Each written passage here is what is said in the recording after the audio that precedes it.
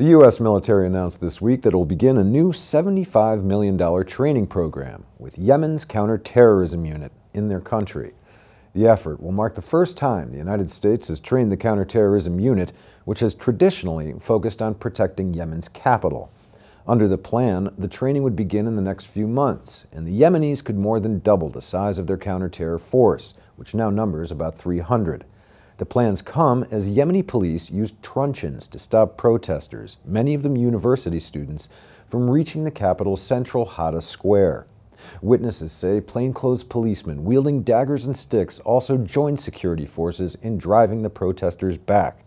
Meanwhile, news media workers have called for protection from the ruling party after a number of attacks on them by what they say are pro-government forces.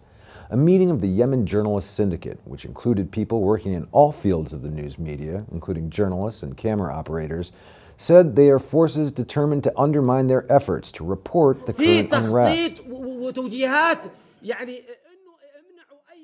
There is planning and instructions to prevent any photographer, correspondent, or journalist to report what is happening.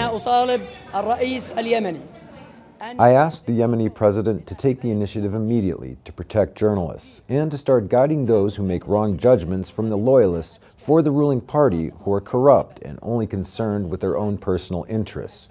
He must guide them to stop harming the protesters and the journalists in order to show the democratic aspect of Yemen, if what we hear about Yemen being a democracy is true.